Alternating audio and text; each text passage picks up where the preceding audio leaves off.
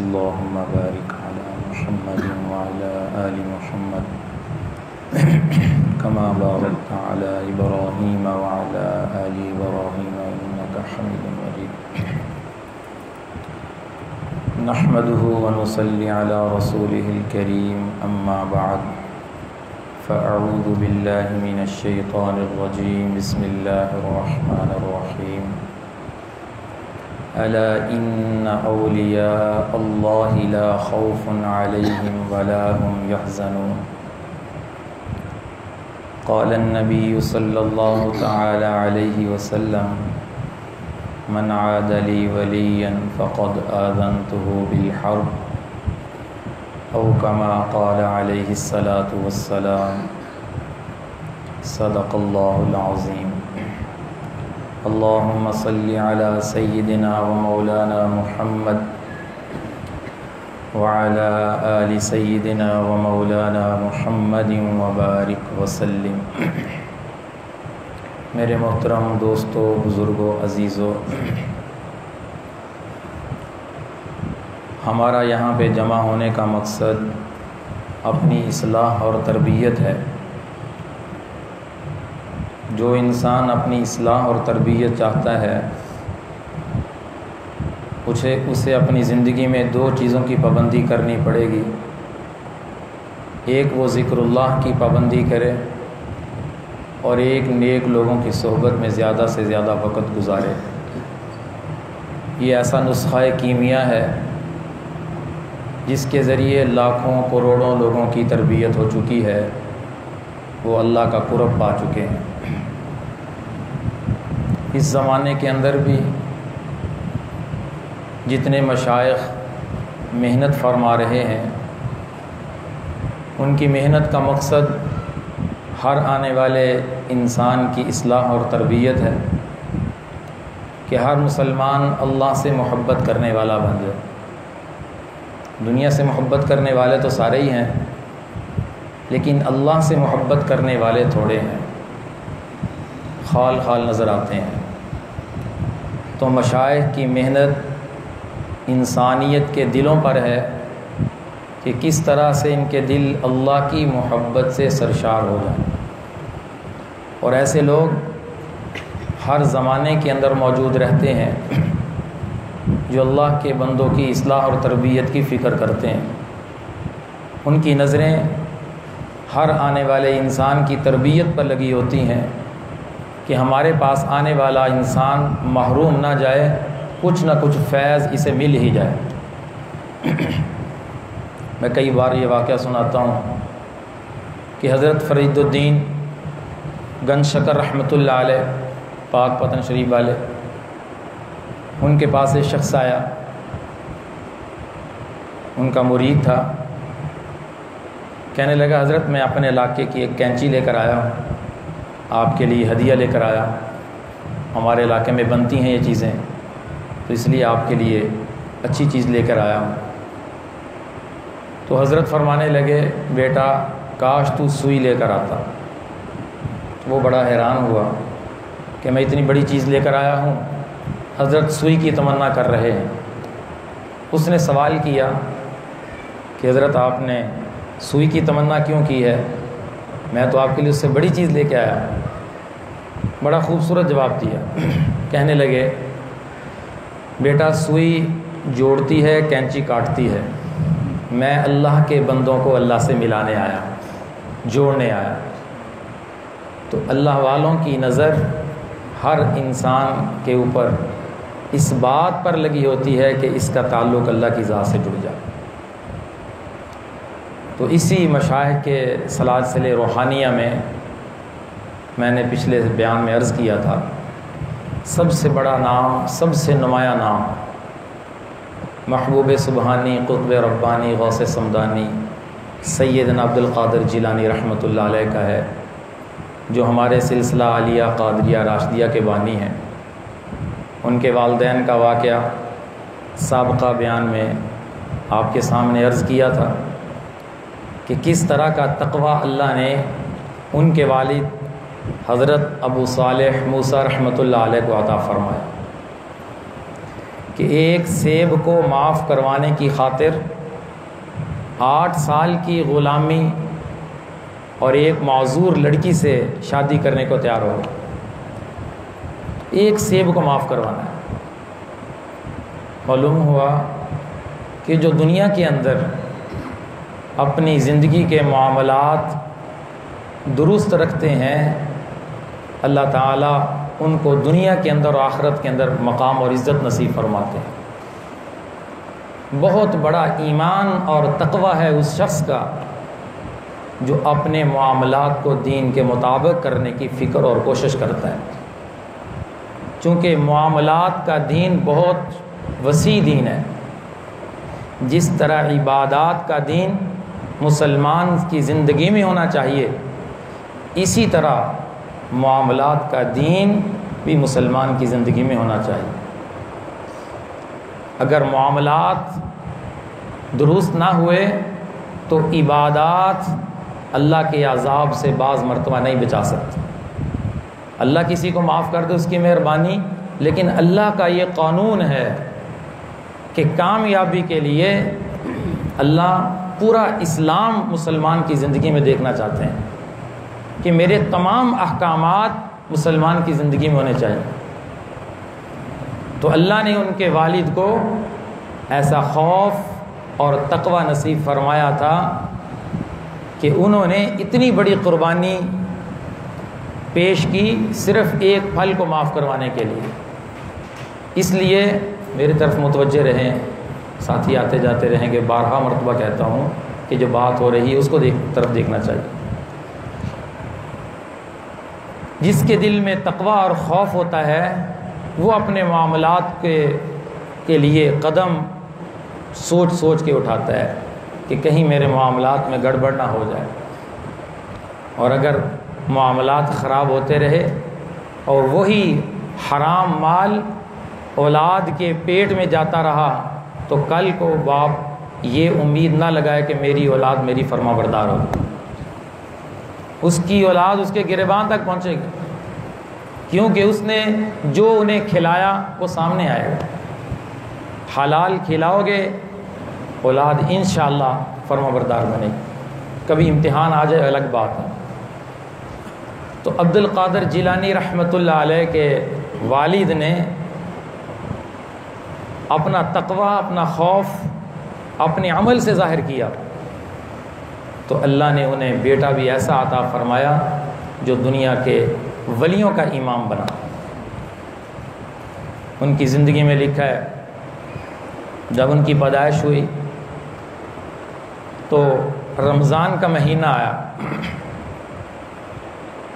دین کے وقت حضرت عبد القادر جیلانی رحمۃ اللہ علیہ ماں کا دودھ نہیں پیتے تھے۔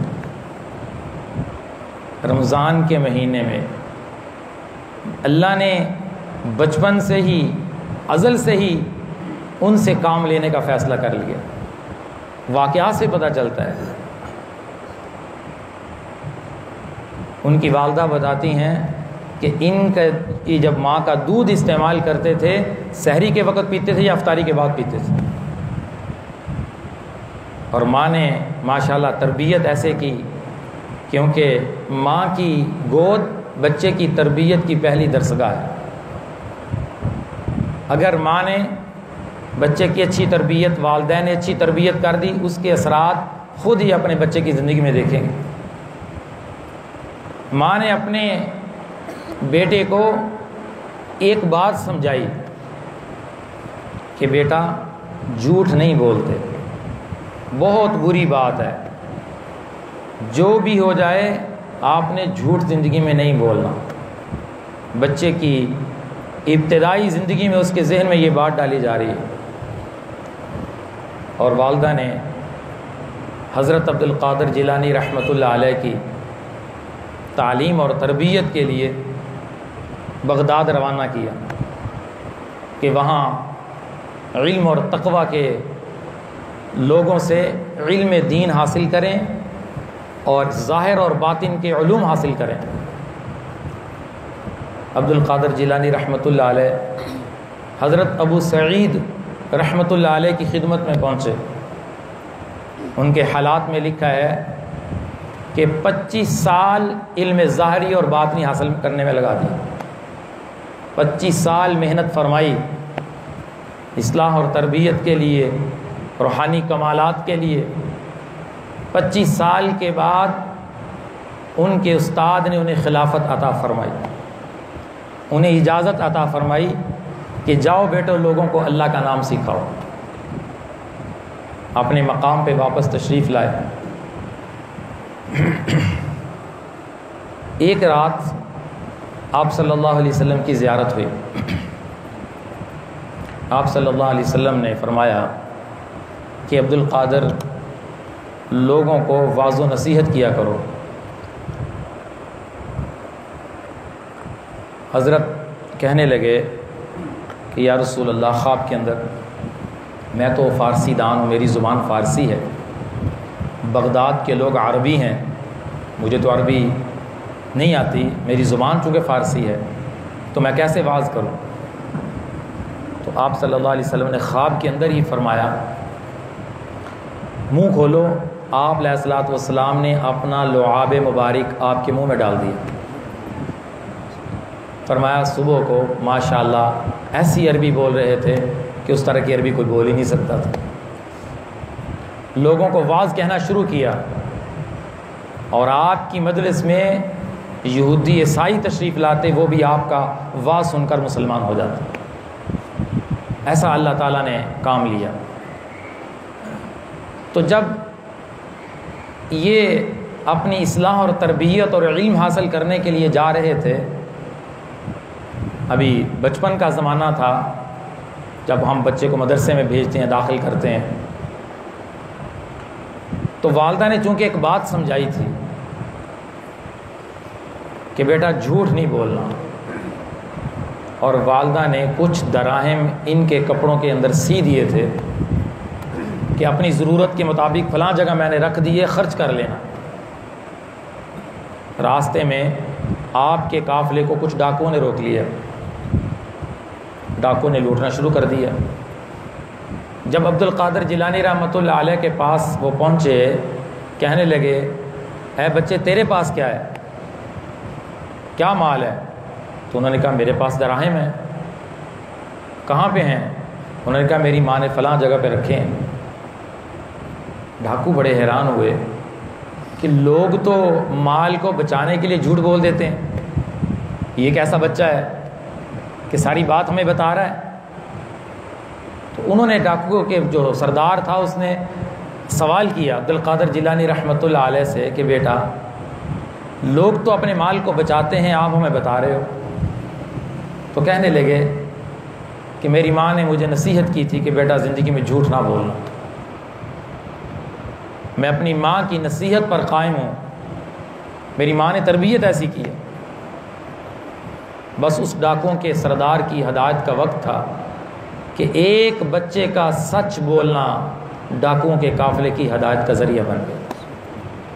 اس نے کہا ایک بچہ اپنی ماں سے اتنی فرما برداری کر رہا ہے، میں اپنے مالک کا کتنا نافرمان ہوں، میں کیوں نہ اپنے مالک کا فرما بردار بنوں؟ ایک بچہ جو اپنی ماں سے کیے گئے عہد و پیمان کو نبھا رہا ہے، تو میں ساری زندگی اپنے رب کا رزق کھایا، میرے رب نے مجھے بنایا، میرے اوپر نعمتوں کی بارش کر دی، میں اس کا نافرمان کیوں بنوں؟ اس نے وہیں کھڑے ہو کر اللہ سے توبہ کر لی۔ ڈاکو حیران ہو گئے کہ آپ کو کیا ہو گیا؟ اس نے یہی اعلان کیا ڈاکو کہ آج کے بعد یہ کام ختم ہے، اللہ سے صلح ہو چکی ہے، اللہ سے معافی مانگ لی ہے، آج کے بعد یہ کام نہیں ہوگا۔ ایک سچ بولنا ہدایت کا ذریعہ بن گیا ہے۔ یہ معاشرہ تو پورا جھوٹ سے بھرا ہوا ہے۔ اللہ اکبر۔ تاجر کہتا ہے کہ جھوٹ نہیں بولتا تو میری دکان نہیں چلتی، ملازم کہتا ہے جھوٹ نہیں بولتا تو مجھے پورے پیسے نہیں ملتے، ملازمت کی تنخواہ الگ لیتا ہے، کام کرنے کی رشوت الگ لیتا ہے، کہتا میرا گزارا نہیں چلتا۔ جھوٹ بولنا ہماری مجبوری ہے۔ تو آپ خود بتائیں جو پیسہ جھوٹ بول کے کمایا جائے گا اس کے اثرات گھر میں کیا ہوں گے؟ وہ گھر تو برکت سے خالی ہو جائے گا۔ کیوں لوگ کہتے ہیں 40-50 ہزار میں گزارا نہیں ہوتا، لاکھ روپے میں بھی گزارا نہیں ہوتا؟ لاکھوں روپے آمدنی والا شخص مجھے کہنے لگا گزارا نہیں ہوتا۔ کیا کریں، کدھر جائیں؟ یہ بے برکتی گھروں کے اندر، مال کے اندر کیوں آئی ہے کہ پیسے آتے ہیں اور چلے جاتے ہیں؟ یہ اپنے معاملات کے دین کو ٹھیک نہیں کرتا، زکوٰۃ نہیں دیتا، جھوٹ بولتا ہے۔ تو ایک بچے کا سچ ہدایت کا ذریعہ بنا ہے۔ دین حاصل کیا، روحانیت حاصل کی اور لوگوں کے اندر فیض تقسیم کیا۔ حضور صلی اللہ علیہ وسلم کے زمانے کے 400 سال بعد آپ کا زمانہ ہے، جب آپ نے معاشرے کے اوپر نظر دوڑائی، حالات کا جائزہ لیا کہ دیکھا کہ لوگ نفس پرست بن چکے ہیں اور زمانہ حضور صلی اللہ علیہ وسلم کے زمانے سے دور ہو چکا ہے۔ لوگ اپنے نفس کے غلام بن چکے ہیں، لوگ شہوت پرست بن چکے ہیں۔ افرأیت من اتخذ الہہ ہوا، اے نبی آپ نے اس شخص کو دیکھا ہے جس نے اپنا معبود ہی اپنے نفس کو بنا لیا ہے، اپنے نفس کے پیچھے چلتا ہے، اللہ کے پیچھے تو چلتا ہی نہیں ہے۔ جو دل میں آتا ہے وہ کرتا ہے، حرام کا تقاضا آتا ہے حرام کرتا ہے، جھوٹ کا تقاضا آتا ہے جھوٹ بولتا ہے، بدکاری کا تقاضا آتا ہے بدکاری کرتا ہے، جو نفس تقاضا کرتا ہے اس کے پیچھے چلتا ہے۔ گویا کہ ایسے شخص نے اپنے نفس کو اپنا معبود بنا رکھا ہے۔ یہ جب لوگوں کی حالت آپ نے دیکھی کہ لوگ اللہ سے دور ہو رہے ہیں، لوگ اللہ سے محبت کرنے والے نہیں ہیں، ان کے قلوب اللہ کی محبت سے خالی ہیں، تو پھر اللہ کے سامنے آہوزاری کی، اللہ کے سامنے رونا دھونا شروع کیا کہ اللہ تیری مخلوق میں تیرا نام تقسیم کرنا چاہتا ہوں، تیری مخلوق کے قلوب میں تیری محبت پیدا کرنا چاہتا ہوں، تیری مخلوق کے دل تجھ سے جڑ جائیں، وہ محنت مجھے عطا فرما دے، وہ کوئی چیز مجھے عطا فرما دے کہ جس سے اللہ کے نیک بندے، اللہ کی مخلوق اللہ سے جڑ جائے اور اللہ سے ٹوٹے ہوئے دل اللہ سے محبت کرنے والے بن جائیں۔ جب ایک عرصہ اللہ سے مانگا تو اللہ نے وہ اسباق، وہ چیزیں عطا فرمائیں، القاء فرمائیں، اور وہ چیزیں جب مخلوق کے اندر تقسیم کی، لوگوں کو سکھائیں، ان پر عمل کر کے لوگ اللہ سے محبت کرنے والے اور اللہ کے عاشق بن گئے۔ اس موقع پہ حضرت نے اپنے سلسلہ عالیہ قادریہ راشدیہ کی بنیاد رکھی۔ یہ چیز وجہ بنی سلسلے کی بنیاد کی، اور جتنے بھی روحانی سلاسل ہیں دنیا کے اندر 4 سلاسل روحانیہ مشہور ہیں، اگرچہ اور بھی ہیں، جس طرح فقہ کے 4 ائمہ مشہور ہیں، امام ابو حنیفہ رحمۃ اللہ علیہ، ان کے مسائل پر عمل ہوتا ہے، امام شافعی رحمۃ اللہ علیہ، لوگ ان کی مسائل میں تقلید کرتے ہیں، امام احمد بن حنبل رحمۃ اللہ علیہ اور امام مالک رحمۃ اللہ علیہ، 4 بڑے فقہا دنیا کے اندر مشہور ہوئے، جن کے فقہی مسائل کے اوپر لوگوں نے اعتماد کر کے عمل شروع کیا۔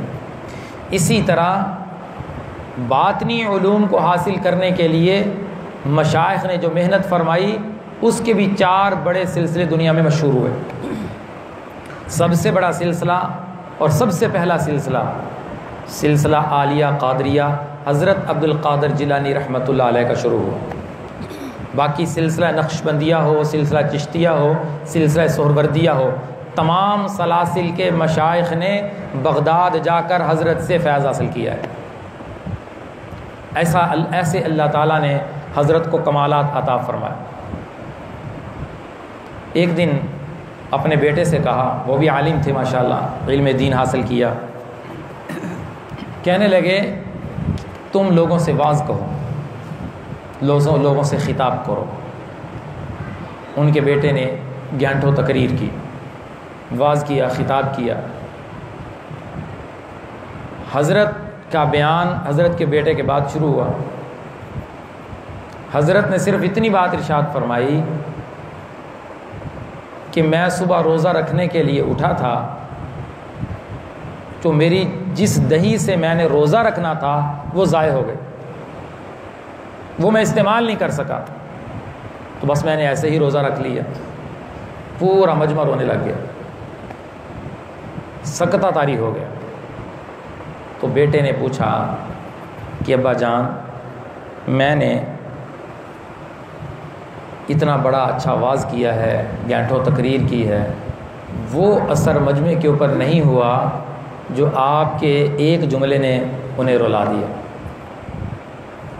تو حضرت فرمانے لگے، بیٹا ایک بات صرف کان تک پہنچائی جاتی ہے اور ایک بات دل تک پہنچائی جاتی ہے۔ کتنے لوگوں کو دیکھا، زندگیاں گزر گئی ان کا بیان سنتے ہوئے، بہت بیان سنے انہوں نے، لیکن ان کے بیان صرف کان کی حد تک تھے، انہیں ہدایت نصیب ہوئی چونکہ ان کے دل کا جو برتن تھا وہ الٹ تھا۔ کان کی حد تک سنتے رہے، ایک کان سے سنا دوسرے سے نکال دیا۔ ایسے شخص کے اوپر کیا اثر ہوگا جس کے دل کا برتن ہی الٹ ہو۔ فرمایا ایک بات ہوتی ہے جو دل تک پہنچائی جاتی ہے، میں نے سننے والا کے قلوب تک بات کو پہنچایا ہے، اللہ نے میری بات میں وہ تاثیر پیدا فرما دی کہ لوگوں کے قلوب تک بات جاتی ہے۔ جب مسلمان اپنی تربیت اور اصلاح کی نیت سے آتا ہے اور اپنے برتن، دل کے برتن کو سیدھا کر کے آتا ہے تو اسے ضرور فائدہ ہوتا ہے، کیونکہ اللہ قدردان ہے، اپنے بندے کی محنت کو ضائع نہیں فرماتے، اپنے بندے کی محنت کی قدر کرتے ہیں۔ ایک مرتبہ اللہ کہتا ہے، اللہ کی طرف سے جواب آتا ہے، لبیک یا عبدی، اے میرے بندے میں حاضر ہوں۔ ساری زندگی یا صنم یا صنم یا صنم کا ورد کرنے والا بت کو سامنے رکھا ہوا ہے اور پکار رہا ہے، بھول کر اس کی زبان سے نکلا یا صمد، صمد اللہ کی ذات ہے، تو آواز آئی لبیک یا عبدی، فرشتے حیران ہو گئے، آسمان کے فرشتے حیران ہو گئے، یا باری تعالیٰ وہ تو بت کو پکار رہا ہے اور اس کی زبان سے آپ کا نام بھول کر نکلا ہے، تو آپ نے اس کی پکار پہ لبئی کہہ دیا۔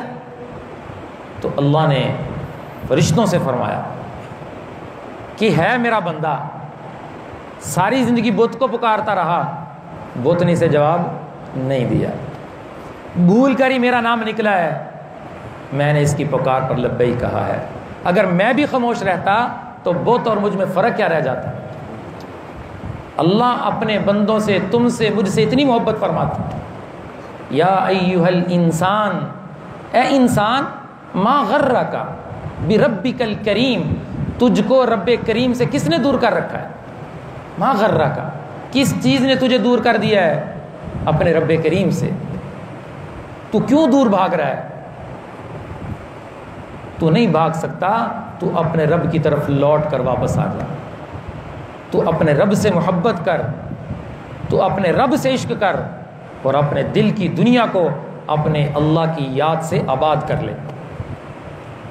جب دل کی دنیا اللہ کے ذکر سے آباد ہوتی ہے تو پھر نماز کی طرف خود بخود قدم اٹھتے ہیں، مسجد کی طرف خود بخود قدم چلتے ہیں، پھر گناہ سے بچنے کی قوت اس مسلمان کے نفس میں پیدا ہو جاتی ہے کہ یہ گناہ سے بچتا ہے۔ تو میں عرض کر رہا تھا کہ عبد القادر جیلانی رحمۃ اللہ علیہ نے اپنے سلسلے کی بنیاد اس لیے رکھی تھی کہ لوگ اللہ سے محبت کرنے والے بن جائیں، لوگوں کے قلوب کے اوپر محنت ہو، جو محنت حضرات انبیاء علیہم السلام مخلوق کے اوپر فرماتے تھے۔ الحمدللہ حضرت کا ایسا اخلاص تھا کہ 1000 سال گزر چکے ہیں، آج بھی ان کا نام روشن اور باقی ہے۔ فرماتے ہیں ایک دن اچانک بیٹھے بیٹھے میرے اوپر غنودگی طاری ہو گئی، تو مجھے آواز آئی ہے عبد القادر، تمام دنیا کے اولیاء کو ہم نے تیرے زیر نگیں کر دیا ہے۔ اور فرماتے تھے تمام اولیاء کی گردنوں پر میرا قدم ہے۔ ایک ولی تک یہ بات پہنچی کہ حضرت نے یہ جملہ ارشاد فرمایا ہے، تو وہ کہنے لگے میری گردن پر نہیں، میری آنکھوں پر بھی ان کا قدم ہے۔ اللہ نے روحانی نسبت بھی ایسی عطا فرمائی کہ آپ کی روحانی نسبت بھی حضرت علی المرتضیٰ رضی اللہ تعالیٰ تک پہنچتی ہے، اور آپ کا نسبی سلسلہ 10 واسطوں سے حضرت حسین رضی اللہ تعالیٰ تک پہنچتا ہے۔ آپ سادات میں سے تھے، سید خاندان میں سے تھے، تو اللہ تعالیٰ نے آپ کو دونوں نسب، روحانی نسب اور نسبی نسب، یہ آپ کو اللہ تعالیٰ نے بہت قیمتی اور اونچی عطا فرمائی، اور ایسا فیض دنیا میں تقسیم کیا کہ حضرت دنیا سے چلے گئے، ہزاروں سال ہو گئے، 1000 سال ہو گئے، آج ہم بیٹھ کے ان کا تذکرہ کر رہے ہیں، اور ان کے واقعات، ان کا تذکرہ کر کے اس سے ہم سبق حاصل کر رہے ہیں۔ تو جو اللہ کا بن جاتا ہے، اللہ پھر اس کے بن جاتے ہیں۔ تو حضرت نے جو کام کیا، جو ہدایت پھیلائی، وہ کتابوں کے اندر موجود ہے کہ کتنے لوگ آپ کی محنت سے اللہ سے محبت کرنے والے بنے۔ یہ وجہ تھی، یہ بنیاد تھی ہمارے سلسلہ عالیہ قادریہ کی، جس کی بنیاد پر حضرت عبد القادر جیلانی رحمۃ اللہ علیہ نے محنت فرمائی۔ اسی محنت کو لے کر آگے مشائخ چلے۔ آج بھی وہی محنت جو حضرت ہمیں دے کر گئے، آج کے مشائخ جو سلسلہ قادریہ سے تعلق رکھتے ہیں، آپ کے دیے ہوئے اسباق مخلوق کو سکھا رہے ہیں، اور ان پر عمل کر کے لوگ اللہ سے محبت کرنے والے بن رہے ہیں، لوگوں کی اصلاح ہو رہی ہے، لوگوں کی تربیت ہو رہی ہے۔ آپ کی کرامات میں ایک واقعہ بڑا مشہور ہے، لوگ اس کی مختلف تشریحیں کرتے ہیں کہ 12 سال کی ڈوبی ہوئی کشتی کو اللہ تعالیٰ نے آپ کی دعا سے ظاہر کر دیا۔ کرامت ولی کے ہاتھ پہ ظاہر ہوتی ہے، اللہ کے حکم سے ہوتی ہے۔ ہاتھ ولی کا ہوتا ہے، عمل ولی کا ہوتا ہے، حکم اللہ کا ہوتا ہے۔ معجزہ اور کرامت میں یہی فرق ہے، معجزہ نبی کے ہاتھ پہ ظاہر ہوتا ہے اور کرامت ولی کے ہاتھ پہ ظاہر ہوتی ہے۔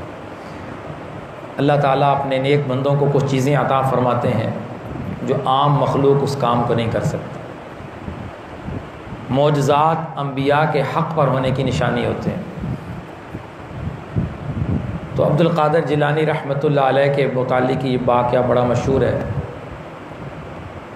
اس کی تفصیل اور اس کی حقیقت کیا ہے، مشائخ لکھتے ہیں حقیقتاً بھی یہ بات ہو سکتی ہے، کشتی ڈوب گئی تھی، 12 سال ڈوبی رہی، حضرت نے دعا فرمائی، اللہ تعالیٰ نے اسے ظاہر کر دیا، حقیقتاً بھی ہو سکتا ہے۔